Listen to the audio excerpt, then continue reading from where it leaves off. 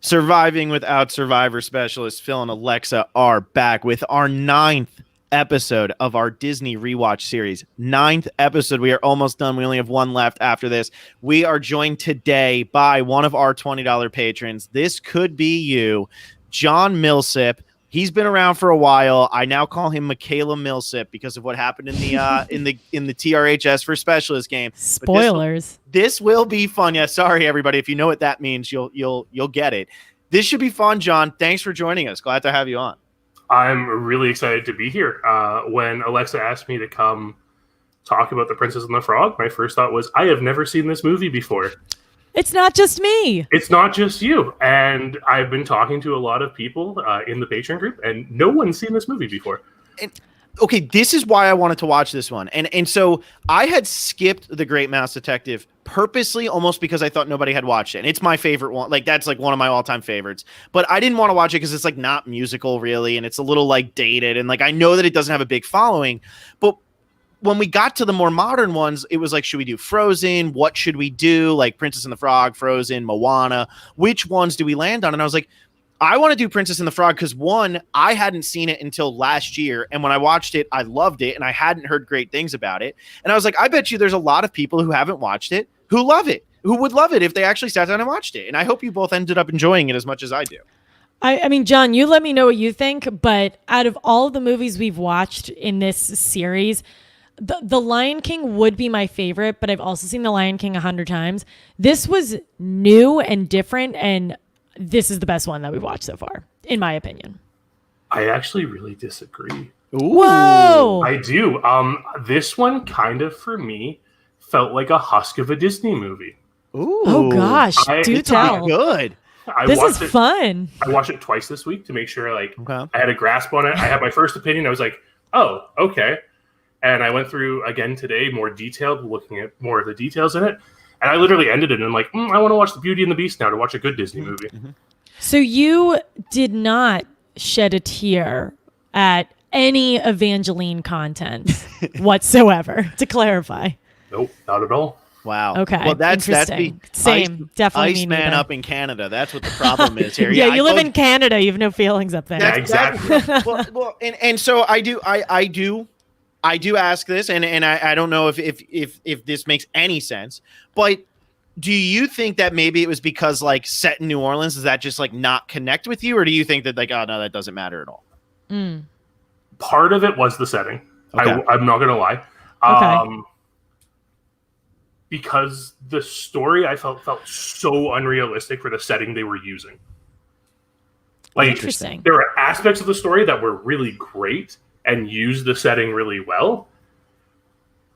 But there are aspects of 1920s New Orleans that were definitely not explored in that movie and very much romanticized.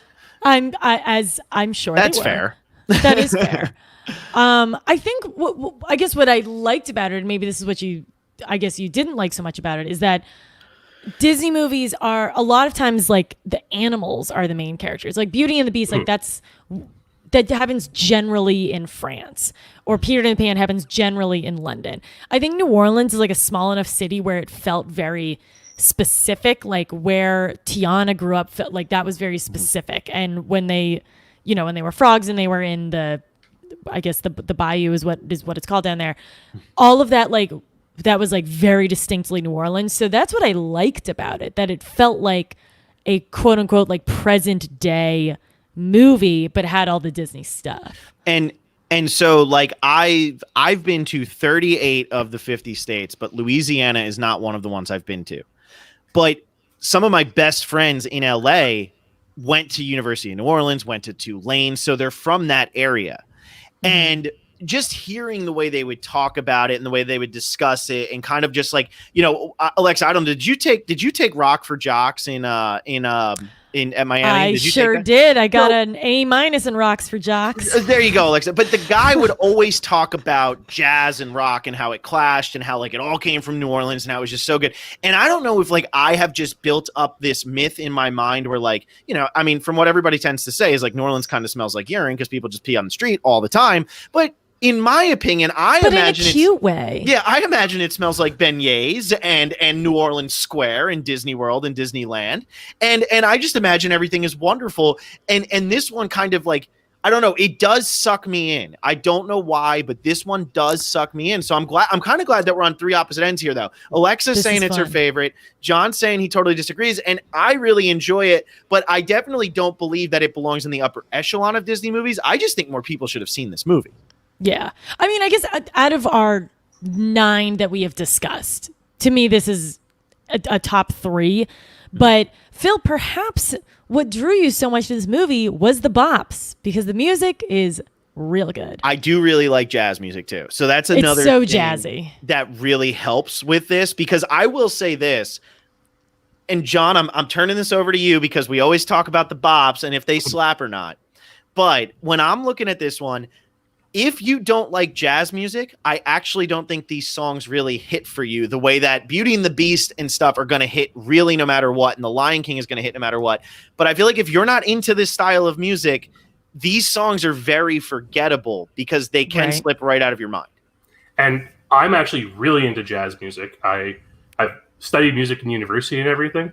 So jazz is something that I very much enjoy. And this was not jazz music. It's not that this isn't jazz music. This is definitely jazz music. It's really great at pulling on like that Dixie feel that the New Orleans jazz had during that era, and it's really great.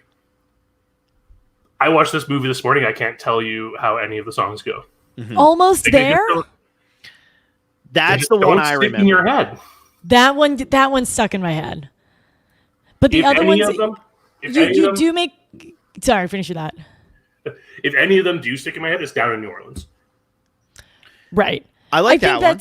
I think you do make a good point that all of them are jazzy, so they do all kind of mold together. That's accurate.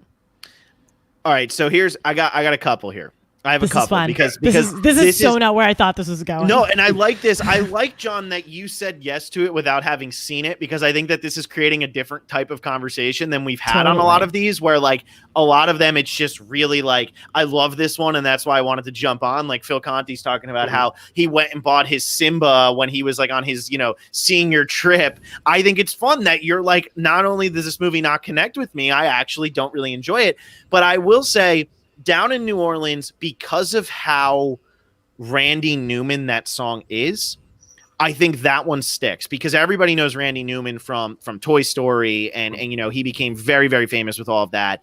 And so his voice is so distinct, and his style with the piano and all of that, I think really works. And that's why Down in New Orleans sticks in my head, because I can imagine him singing it.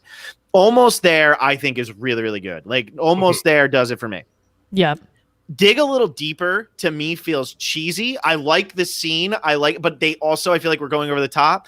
The one for me is Friends on the Other Side. And the reason that I like that one so much is because me and my girlfriend play Disney Villainous all the freaking time.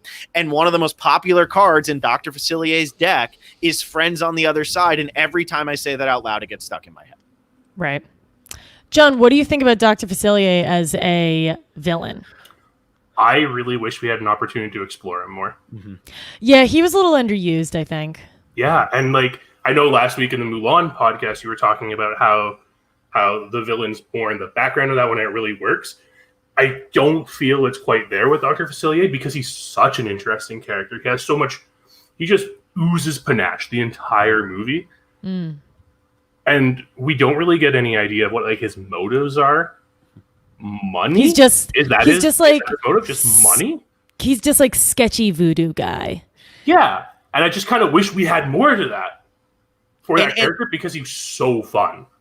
And I do think that's I love the Dr. Facilier character, but I think I agree with you. I think I love him more because of what he stands for. I actually wrote in my notes, it sounds like Lawrence has more motivation than Dr. Facilier. Dr. Facilier's motivation, I know he wants to rule New Orleans, but it seems like Lawrence is really going to be the one who ends up ruling New Orleans. Like, it doesn't seem like Dr. Facilier is lining himself up to have all the power. It seems like he's lining himself up to have a lot of debts and a puppet. It's almost like, what is it, Worm Tongue from Lord of the Rings. Yeah. That's almost what it feels like, where it's like, okay, great, you have kind of control over the king, but as soon as he wakes up from this funk, you have nothing, and everybody's just going to hate you.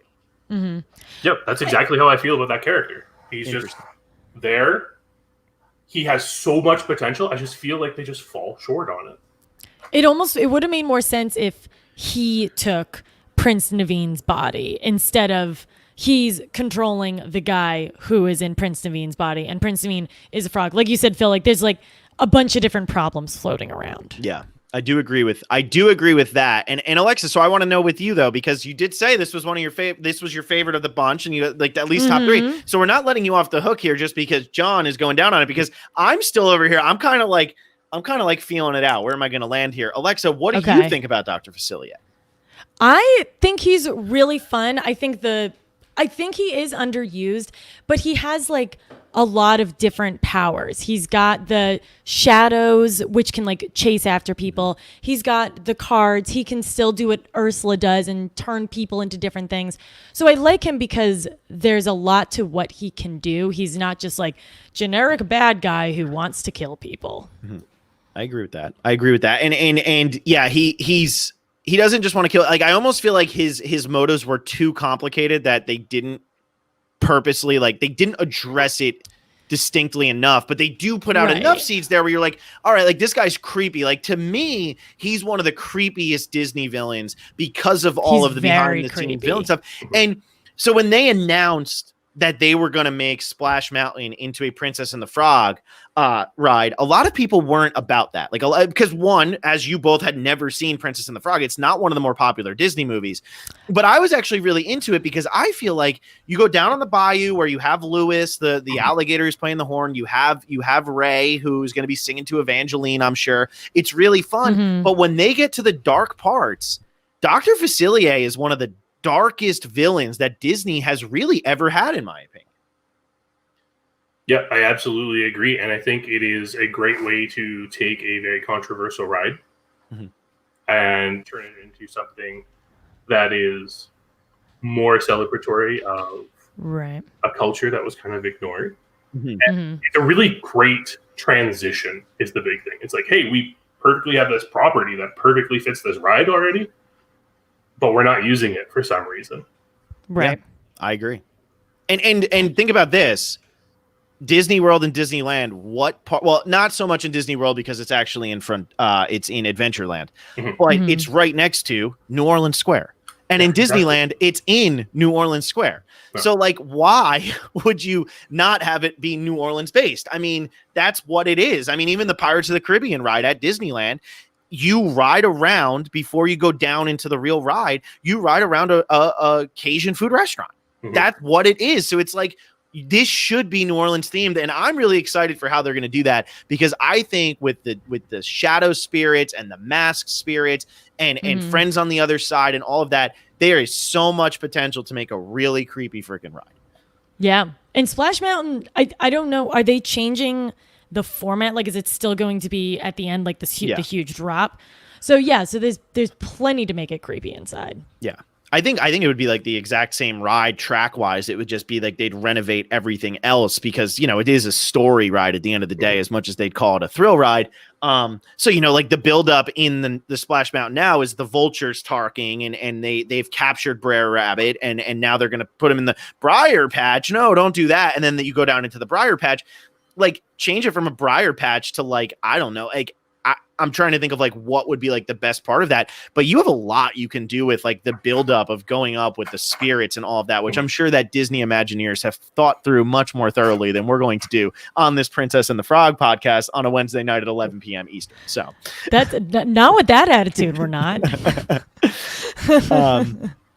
So, all right. So all of that, anything else with the songs though, John? Like what about Friends on the Other Side? Anything there?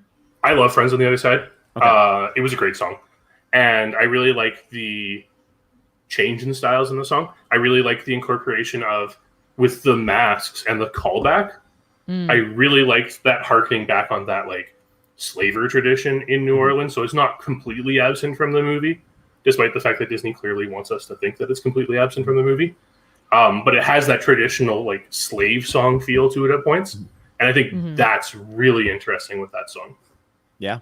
I completely agree. I think, and it's very ominous, like, and it really pulls that off. And like in a movie where, like, you know, The Princess and the Frog, to me, it's not really so much about the music. I feel like, you know, like we kind of talked about this as we've gone through these. Like, there's some that are musicals. Like Little Mermaid is a musical. Beauty and the Beast is a musical. The Lion King is a musical. This one to me isn't so much a musical. Like Aladdin's not really a musical. Peter Pan's not really a musical. This isn't really. There are musical elements. There's dancing. There's all of that. There are songs and there are those big breakdowns. But it's not like every scene is trying to set you up for another big musical number. And I think to be able to kind of pull this one off with Friends on the Other Side, I thought they just did a really, really great job with it. So, Alexa, what you got? I want to move on to the next, like, quote unquote major part of this movie that I thought was really appealing. And John, I'm curious what your take is on this. Talk to me about the side characters. Talk to me about Raymond. I guess we'll talk, like, Evangeline and Raymond's, to me, that made the movie. So I want your opinion on that. So I think one of the reasons I really dislike this movie is because I didn't feel any connection to any of the characters. I felt all the characters were incredibly bland. I didn't feel like any of them were really compelling. I didn't feel like any of them really had, like, these great motives. Raymond's probably the closest thing we have to a good character. But at the end, he kind of just feels like this caricature. I'm glad you said it. Yeah, Phil, where are you on that? It's funny because this is the second time I watched it, and I gotta say I'm surprised. And this came out in 2009, so now we're getting more into modern. Wow, it feels like it came out last year. Really, you think so? See, I feel like it came out I feel like it came out longer ago because the one thing that I'm surprised that they kept in this movie was the whole kind of hillbilly bayou, the three brothers, or the brother, the dad, and then the other guy, whoever he was, and then Ray, because Ray is really just like the ultimate caricature of a Cajun person. And look, I mean, I'm, like I said, I've never been to Louisiana. I've never been to New Orleans, so I don't know. But like from what you hear, like, yeah, I mean, these are like, you know, you go down on the bayou and there's the people who sit out there and they'll play their ukulele while they drink whatever, and like that's what they'll do. But I was surprised that Disney kept this in there because this isn't that old of a movie, and like the brother just being like this dumb oaf who's just doing whatever he's doing, and then Ray kind of just being like this toothless, look at me, I'm in love with something that's completely out of my league. I thought it was pretty interesting. I guess that didn't bother me, or I didn't even notice it, because I feel like in general they do that with all Disney movies. So this one coming out in 2009 versus Beauty and the Beast, which came out whenever, it didn't stick out to me. And I actually think that's a really good point to make, because this movie coming out was kind of Disney being like, we want to relive our glory years. Right. We want to go back. We want to look at these Renaissance movies, these Little Mermaid through Lion King, that really elevated the studio again. And they wanted this to be their next big thing. Even if, so in order to prepare for this, I even went back, watched some of the promotional material for it.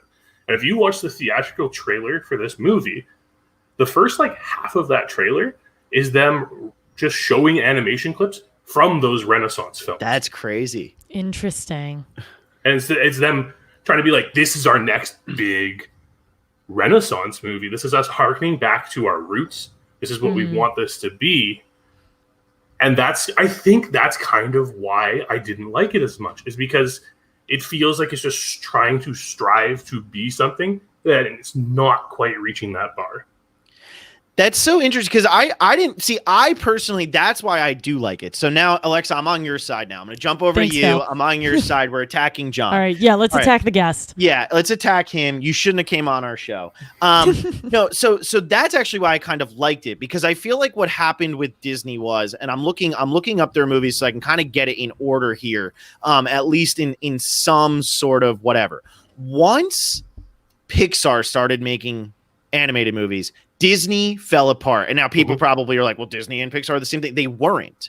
They weren't the same thing at first, and then Disney bought Pixar, and now they are the same thing. But when Toy Story, A Bug's Life, all of that were coming out, yes, they had the theme park rights to it, but Disney didn't actually have the rights to the actual movies when they came out. Pixar was its own thing.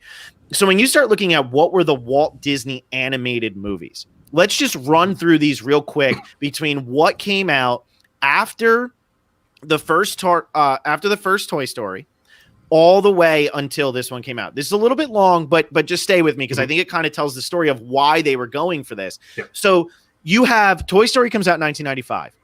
After that, the animated movies, The Hunchback of Notre Dame, which I personally like, Hercules, I like, Mulan, I like. I think all three of those really, really work. Those all come out all within 2 years after Toy Story. Then you have Doug's first movie, whatever, Tarzan. Okay, that's a pretty popular one. Fantasia 2000, the Tigger movie, Dinosaur, The Emperor's New Groove, which I like, but was a huge flop. I love it, but it's a huge flop. I made no money. Atlantis, The Lost Empire, nothing. Return to Neverland, what? Lilo and Stitch, super overrated. Treasure Planet, made no money. Brother Bear, good movie, made no money. Home on the Range, didn't do anything. And then you go to Valiant, oh my God. Chicken Little, probably the worst other than Home on the Range Disney movie. And then the next one is this. I didn't realize Chicken Little was a Disney movie. Yeah. We actually missed the very important Meet the Robinsons. Oh gosh. Yeah, I did miss me. And I missed Bolt. Bolt actually wasn't too bad, but Bolt's another like adventure one. But yeah, Meet the Robinsons. What is that movie? At least the guy has cool hair or something. But what I'm saying is like when you start to rattle those off, and I know I just want to hear myself talk. That's why I'm doing it. But it is very much like they couldn't figure out what they wanted to be. Are we now an action? Like, are we going for the adventure Treasure Planet? Are we going for Atlantis? Like Atlantis, personally, I think that movie sucks. But you go through these, like, what are they? Or are we going for the more sci-fi, Lilo and Stitch, friends who you never thought would be, but there's no princess movies in there. And that was Disney's bread and butter. So I think what I really enjoyed about this movie is, to me, seeing it in 2019 and then watching it again in 2020, I felt like I was just a kid again, sitting down and watching an old school Disney movie. And yeah, it's got things that might be insensitive. And yeah, it's got, moments where you're like, oh, that's so corny. And yeah, it's got that. But I totally bought into most of it because it just felt like comfort food to me. Yeah. And you're right about the princess, Phil. And maybe that's what you don't like about it, John. And maybe at the end of the day, I just wanted a Disney princess and I got that. So maybe that's why I'm satisfied with that. In terms of things that they should have taken out, at the very end, I am shocked that they kept at their restaurant. And Tiana's the blonde princess from growing up. I don't know her name. Charlotte. She's dancing. Brutal. What's her name? Charlotte. Of course it is. Yeah. Charlotte is dancing with a kid, and she's like, "How old are you?" And he's like, "I'm 6.5." And she's like, "Well, I can wait." I am shocked they kept that. That is crazy. Because, okay, look, I am a personal believer that pretty much no joke is off limits. There's certain things obviously you're not going to say, but one of like the great rules of comedy is like if you get offended by it, like it's not my fault. It's not my job to tell you a joke you're not offended by. Now, granted, there's a difference between a joke and being like a flat out racist or a flat out pedophile or like there's a difference there. But to me, like that joke is one where I'm like, okay, like it's not on me to be offended, but I'm shocked that in a Disney movie, they selected, like, even if they made the kid 12 years old and it was like, all right, I got to wait 5 years. Like, you're still like, okay, it's like the cute little, like, oh, they're about to be like, but to make it like a 6-year-old, and we know Charlotte's like 20, something around there. Like, you got a 14-year age difference here. You're not exactly waiting a short amount of time. I was ready for that kid to be 13. And if that kid was 13, fine. Probably wouldn't have even brought it up, but that was just so, again, not insulted, but I was just like, huh, that's a choice you made. And that's you're ending the movie on that. Yeah. My notes for that section is, wow, Charlotte is such a gold digger. Yeah, exactly. Cougar gold digger. Yeah. Cougar gold digger. I mean, yeah, she went from being I'll kiss a frog as long as I can be a princess, to now she's disgusted by it. And then at the end, she's ready to marry a 6-year-old, which I guess is now normal. I mean, look, again, it goes to show though, like just how much things have changed from 2009 until 2020, because in 2020, you wouldn't even think about putting a joke like that in. And in 2009, I can almost guarantee you most people who watched that movie probably laughed at it. They probably did. Like they probably didn't even think twice. But look, I there's certain things I think we've become like too hypersensitive towards, but at the same time, in 11 years, think about how much more sensitive we've become towards certain elements. And it's just crazy. It's like, that's a line that if you watched that in 2009, probably didn't even jump out to you. Like, oh, that's cute. And now you're like, this girl's about to like wait 10 years, 12 years. Like, what's she waiting for? What's the age of consent in 1920s New Orleans? Like, what's going on? Sounds like a her problem. Yeah. But I do want to talk about Charlotte, because Charlotte, again, so Charlotte is the other princess kind of in this movie. We see Tiana working her tail off. She wants to do everything. She's doing it for her father. We get to see at the beginning of the movie when they're being told the frog story, we see the difference in the life between Charlotte and Tiana, and how Charlotte's just, going to be rich and she just wants to be a princess, and Tiana's going home to her dad and they're going to work hard to make the money and do all of that, build their restaurant, the American dream kind of thing. Charlotte is obnoxious in this movie. And I don't feel she's like a better villain than Dr. Facilier. I agree. She's a great villain, because at the beginning you're like, oh, they're friends, and then within a few minutes you're like, I see what this relationship really is. No. And then she somehow gets worse as she ages. She's very annoying. I mean, what do you think about her, John? My note literally says Charlotte is incredibly annoing. Oh, well, so there you have that's it. what I say. But I do want to jump back to this prologue section, because I actually think that was my favorite part of the movie. Mm-hmm. I think what they did with this prologue sets up the movie so well. Mm-hmm. They subtly put in this original Grimm's fairy tale with the Frog Prince, and it kind of subverts your expectations that way to make you think, oh, I know what this story is going to be. And then they totally flip it on their head later when Tiana gets turned into a frog. And again, this goes back to this promotional material. In that original trailer, you see Tiana as a frog for maybe like 5 seconds of that movie, that trailer. And like all the posters and everything, it's Tiana as a princess in like that blue gown and everything. Yeah. So I like that switch. They did a really good job at subverting our expectations as to what this story was going to be. I agree. Yeah, because you think that the movie is going to be her and a frog kind of traveling through, almost like the Shrek thing, where like even though Shrek is an ogre, he is your human-esque character with a donkey. It'll normally be the human. I mean, even you go all the way back to, I don't know, Pinocchio. Pinocchio might be a wooden toy, but he really is meant to be your human-ish character who has Jiminy Cricket the whole time. So, that has kind of been their thing. So I do really like that little twist of like, okay, like her goal is to open up a restaurant in her father's name and all of that, but she doesn't have the money and all of that. And here comes the prince, and now she's got to do whatever. And I do think that it's interesting that they went the route of like, okay, now they're frogs. And so her job just got so much harder even. And, I think it leads to some fun moments. I personally think Louis is a great character. I think he's a really fun character. I think, that's kind of like the Disney, like, okay, now we're talking. Like, you got your alligator who wants to play a trumpet. Like, I am all about this. Louis was the Baloo for me. That's exactly what I thought. He even sounded like him too. I feel like they had the same voice actor, which I honestly know they were definitely going for like a Louis Armstrong approach there with the character. It's definitely a Satchmo inspired character. Even like our introduction to Louis is Naveen playing a Louis Armstrong song. Yep. Right. So they're definitely going for that aspect to him. But even so much so where like our main song with Louis is When We're Human. And I'm like, wow, this is kind of just I want to be like you again. Yeah. That's a really good point. And again, maybe if you really think about it, Disney is about being comfort food. It is about being something that you are used to, that during this pandemic, I've probably gone through the entire Disney Plus library because it's something like when every day sucks, when everything feels like it's weighing you down, when you feel like you're just getting bad news after bad news after bad news, you can turn and you can put on Disney. I think that's why people are so devastated right now, aside from, the job prospect of it, but that Disneyland is shut down for so long, is because it feels like there's a hopelessness there. You can't escape the reality of this world to go to a fake world like that. And so I think like for me, the character of Louis, like I wasn't sitting there going, oh man, like he's just Baloo. I was like, I love this thing. Like, yeah, this reminds me of every character I've ever seen. This is exactly what I want.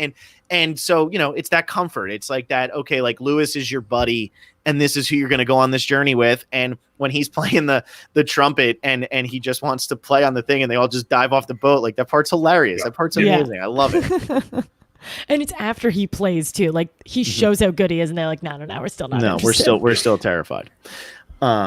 But yeah, no, I really like that, and you know, going over to Charlotte, like I understand, like she's meant to be annoying, and like it's funny, you know, she's annoying, but it's funny, and like I love the thing where she's sitting there with Big Daddy LaBeouf, played by John Goodman, and and he's eating the beignets, and every time he's like, tell her about that, and then she just keeps talking. Like we really get that Charlotte's just obnoxious, like debutante, like that's all she is, like that is what she's going to be this entire movie, and you know, she does have this selfless act at the end where she kisses the prince so that Tiana and Naveen can be together, even though it doesn't work. She does try to do it for Tiana. Yeah, and I was waiting for that to not happen. Mm-hmm. I was waiting for her to be like, no, like he's supposed to be for me. And then obviously it ends up not working. I think because that would have been a really unsatisfying way. Like, oh, he falls in love with Tiana, so therefore the way he can actually have her is to kiss her friend. That just wouldn't have felt right. So I'm glad they tried it because it showed like her quote unquote growth, but I'm glad it's not how they became humans. They became humans due to a beautiful loophole of her becoming a princess. Yeah. Didn't see that one coming, I gotta say. No. Yeah. Not at all. Were you satisfied, John? It doesn't sound like that's a yes. The one thing that's really awkward about it is like right beforehand, they are so hyped to just be frogs because they're together. Oh, they're down. They're just like, yeah, I don't care. We get to live with each other. Like we have this, and it's that message that was put in the entire time, right? The what you have to remember what's really important. Mm-hmm. It's that message that Dad puts in at the very beginning of the film, and Mom mentions it again. That love is the important thing in life, right? You don't need money, you just need love. And they have that.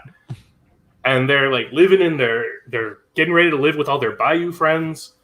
And then it's just like, oh, we're humans again.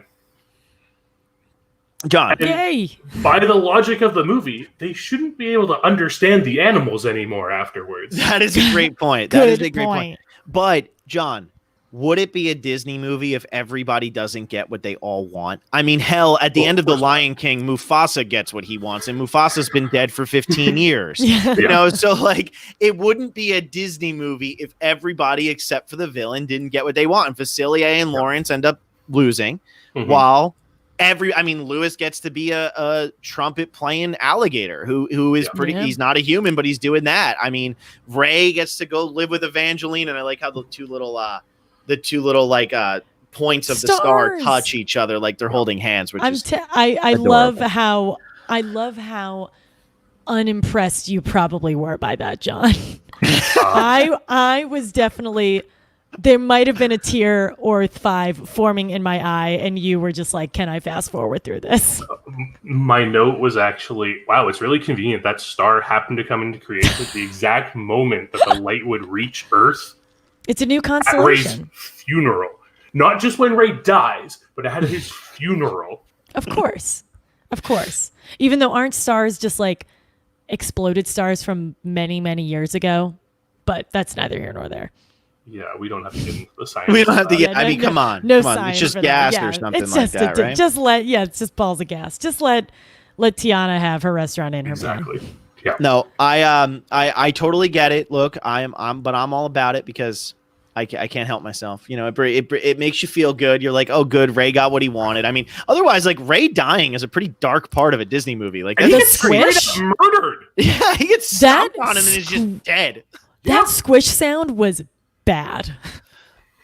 Well, and especially since throughout the movie we see Naveen get hit while he's the frog and get crushed and be like, this hurts. I wish this hadn't happened. But like when Ray gets killed. Like Ray gets murdered in this movie, and they show it. This isn't like an other Disney movie where like, you know, and I think this is really the first time we see a hero. And I mean, obviously Mufasa dies and all that, but like to see like a hero just get like so brutalized in this movie, that's pretty crazy. Because he steps on him, and then there are like multiple minutes before everyone realizes it. And by the time they get to him, I'm like, is he just going to be like straight up flat and they're going to show us? But obviously he's like, you know, his light's like still barely flickering. So, you know, we get a chance to say goodbye. But I was actually pretty surprised that they did that. But I liked it because it was different. I agree. Can we take a moment to talk about fireflies for a second? Yes. Please. Because this is something I found really interesting. So I'm going to tell a bit of a story here. Okay. A historical story. So back when the Pirates of the Caribbean ride was first opened in Disneyland, Walt Disney brought the mayor of New Orleans to see the ride, to have his stamp of approval. And Walt Disney had the fireflies kind of like zipping around and everything, right? And the mayor of New Orleans told Walt, that's not what fireflies do. Fireflies light up, then they'll turn off, and they'll fly over here, and they'll light up over here, and they'll do that. And that's like a really famous Disney story and like this famous lesson about like how Walt Disney was so meticulous with detail. So I was really surprised when I watched this movie and saw them just kind of throw that detail out the window. When this is a story they tell you at Disneyland. It's not like it's like some like rumored story that you just hear in the background. Like this is something they tell you in Disneyland when you're at the ride. Yeah, and that is interesting because they have numerous scenes in this. I mean, even at the end when Ray is dead, it's all of the fireflies kind of flying alongside Lewis and the two frogs while, and they're all lit up the entire time. It's a good point. Never really realized, like, I know Disney is he was always very worried about details, but I didn't realize that, I wasn't thinking about that while I was watching this. I think that's very interesting. That's a really, really fun fact, and definitely weird that they didn't show it. So I'm going to go a step further. I assume when fireflies are angry, their butts do not turn red. I don't know that much about fireflies. I don't think they get bigger like that. By my understanding, by the minimal time I spend around fireflies, it doesn't seem to happen. All right, John, do you have fireflies where you live or no? No. Okay, I didn't think so. So have you ever seen a firefly in real life or no? No, I have not. Okay, really? That's interesting because I grew up in the Northeast and we used to do the Northeast of America where you would catch the fireflies all the time. Like that's what you did. And what was funny was I went to college at Miami. A kid on my cross country team was from Texas. After the year was over, they don't have fireflies in Miami. Like they don't, that's not like their climate. After the year was over, he came back to New Jersey over the summer for like a week and he was sitting in the backyard and he goes, I think I'm having like a stroke. Because he was like, there's just a flashing light over there. Why is there a flashing light? Because he had never seen a firefly and like, hadn't really been, because like what other movies really talk about fireflies? Like you hear it in songs and what is that, Owl City or whatever? Like you hear it in songs and all of that stuff, but you don't really like, if you've never seen one, you don't really put it together. And I just take it for granted because we grew up with them. But like, here's a guy from Texas who had literally never seen a firefly in his entire life. And like, I just think that's interesting where it's such a main character that if you don't know that Disney story, you probably are sitting there like, yes, that is what fireflies are. I guess it's just like a light bug, like which we call them lightning bugs, but you would just think it's just a bug that is constantly lit up, which just isn't true. Yeah.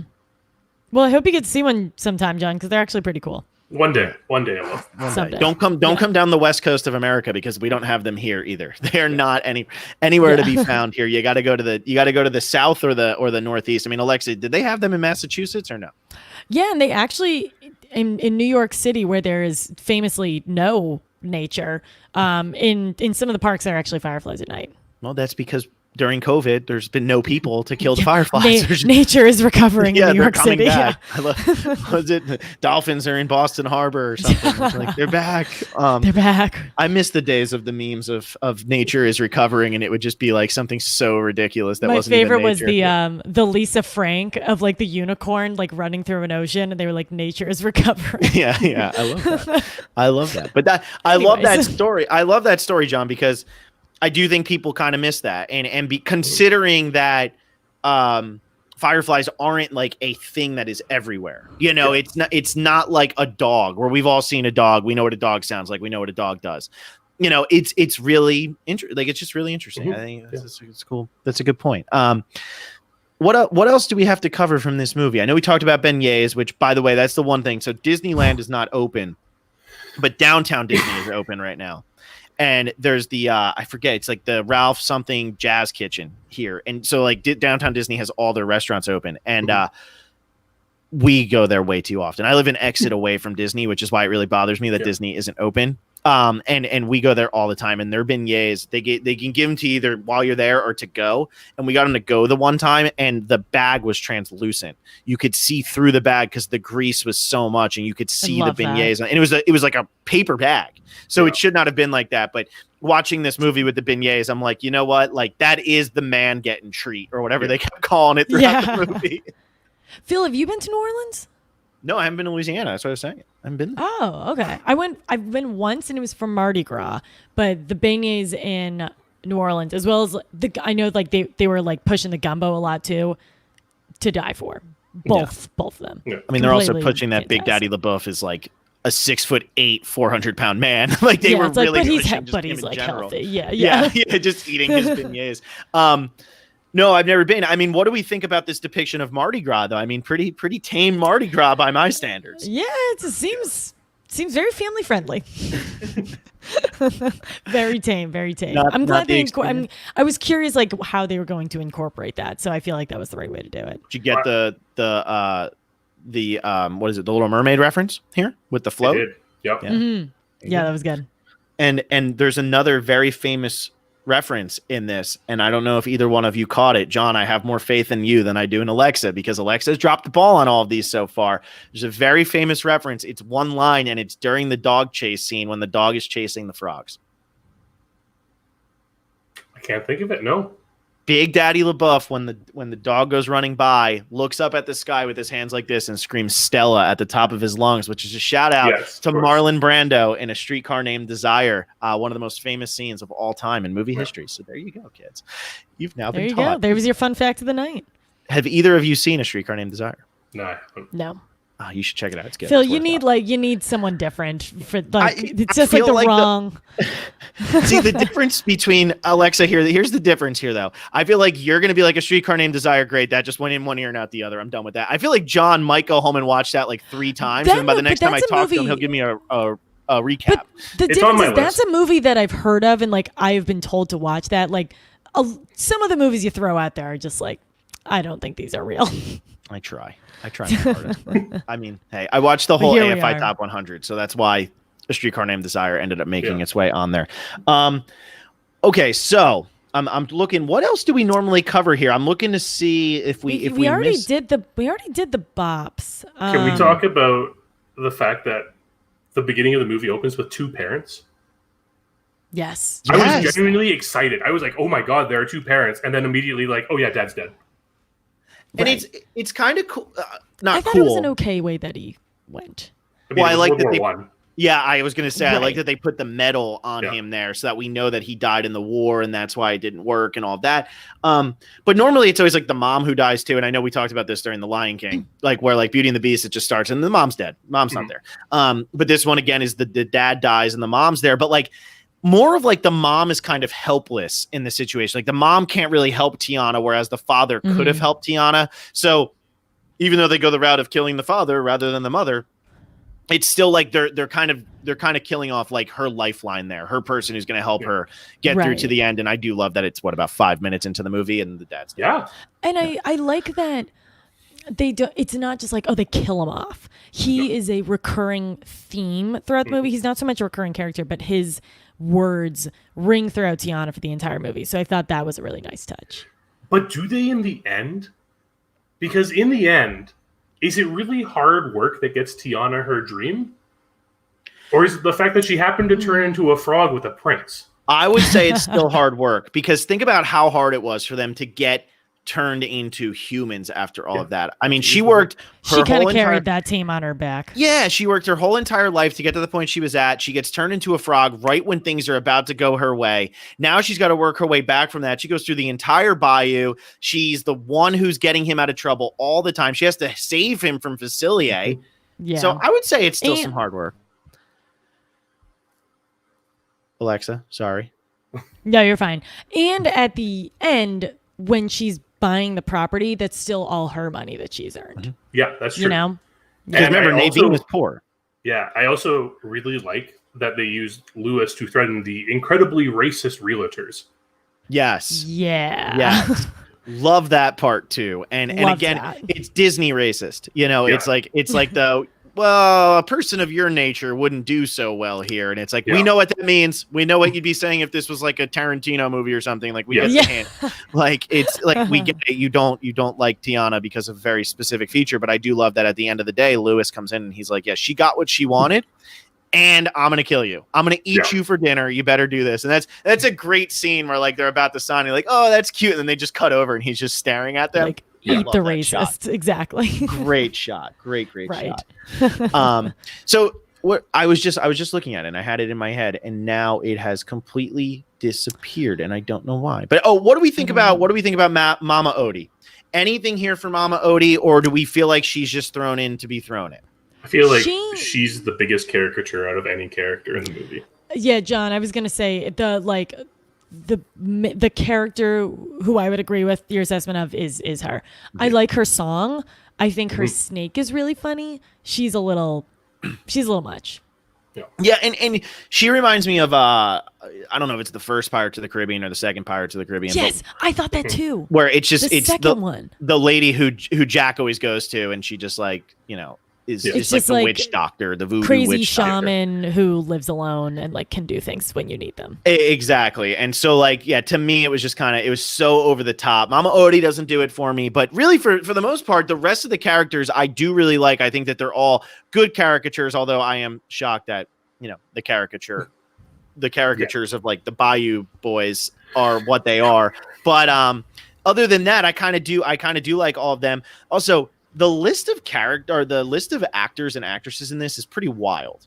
And I'm pretty surprised Tiana never went on to really do anything. Anika Noni Rose. She's got a voice. She's got a hell of a voice, and she really never... I mean, she was great on Broadway, it looks like. She's like a Tony Award winner and stuff, but she never really did any movies after this. Which is shocking.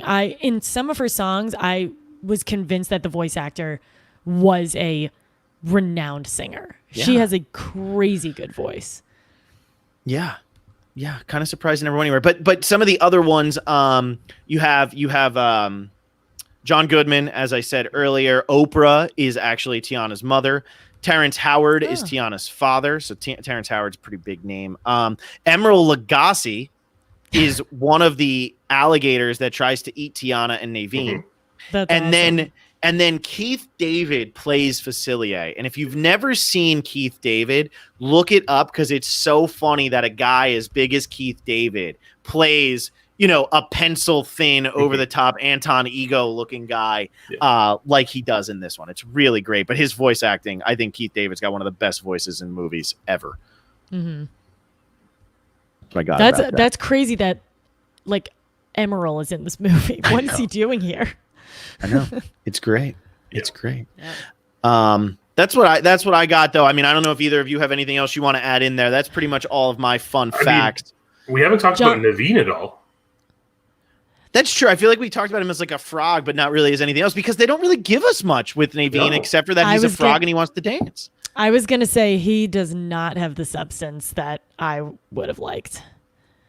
So I was waiting for this, sorry, not to interrupt you, John, but like, no, go ahead. When Wonder Woman came out, I was like, okay, like how are they going to make her love interest like anything good? Chris Pine, like they do a pretty good job with him. I was waiting for Naveen to be better. He was a little boring to me. I think like part of it comes from the fact that like he has this like undescribed ethnicity to him. Like you can't really nail down where he's from. He's from the fictional country of Maldonia, which is just a portmanteau of the Maldives and Macedonia, which are in two very different parts of the world. Yep. And he's like maybe got some like Latin in him from everything we know. He's a little French. Yeah, it's like he's just like so tans well, nondescript as to what his ethnicity is, and it's like okay. He also seems kind of clueless because he came to New Orleans looking for a princess. In the country that's historically very anti-monarchy, so that was an interesting like right choice. After a world war. So there's like a lot of right after World War II, and he's wandering around the streets of New Orleans without an escort after a famous assassination started World War I. Sorry, I said World War II. I meant World War I. Yeah, never heard of him. Never heard of it. I think they purposely like neutered him or made him one-dimensional to accentuate how great Tiana is. Yeah. I think because in a lot of the other ones we watched, we're like, oh yeah, like Ariel's willing to give up her entire life for this guy, and Tiana just like is not having it. Yeah.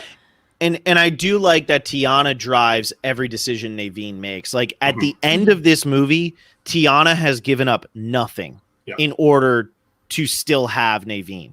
Like, whereas like in some of the other movies, like, you know, whether it had to be Ariel giving up her voice or whatever, like originally Tiana kisses the frog because she thinks it's going to turn him into a human, not that it's going to turn her into a frog. She would not kiss the frog to turn herself into a frog if that was going to be the case, because she's worried about what she's got to do. And I like that at the end of the movie, she still ends up getting Tiana's place and everything goes great. And she's got, like, she does it, and Naveen kind of gives into her, as opposed to like Ariel's living on land at the end of The Little Mermaid. Like, let's just throw that out there. She might never see her father again. And with Tiana kissing Naveen and becoming the frog, she's actually still turning him into a human, because she's teaching him those human characteristics of love and everything throughout the film. Right? One interesting thing about Naveen, though, is his instrument of choice, because he chooses the ukulele, which is a little weird. This is about the time when the ukulele was really breaking into the jazz scene and everything. And the thing with the ukulele is, it's a very easy instrument to learn. It's also a very cheap instrument. So it really actually depicts Naveen as this like wealthless prince who doesn't have a lot of money, because he has like literally the cheapest possible instrument for him to join in with all this jazz and everything.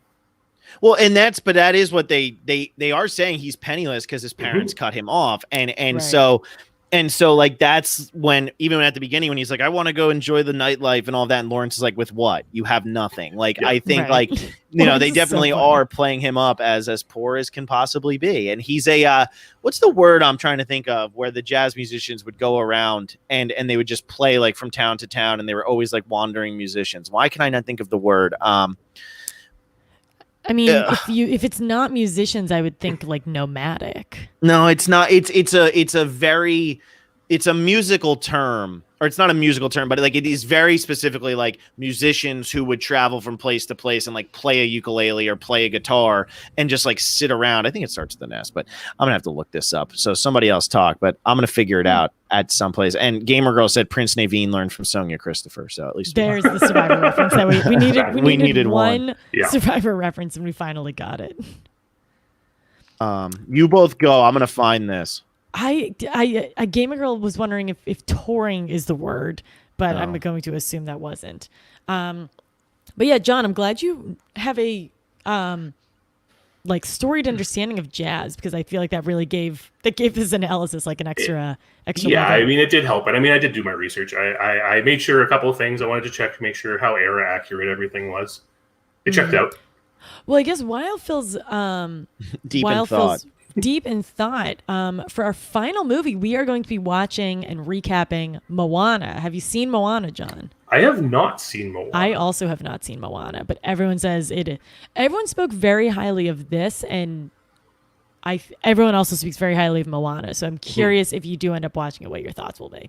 Well, I'll definitely give it a watch and then be in those comments next week. Yeah, and you'll keep the conversation going while Alexa and I are like, what had happened? And then John will just pull out some random fact. Did The Rock just sing?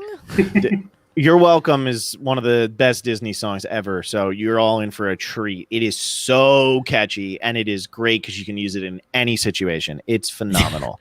Get ready. It's so good. And I'm going to find this word as soon as we're over, and I'm going to literally have to start next episode with me just saying the word, because I can't find it. Survivor Special, just this word that we're looking for. That's it. I'm so aggravated.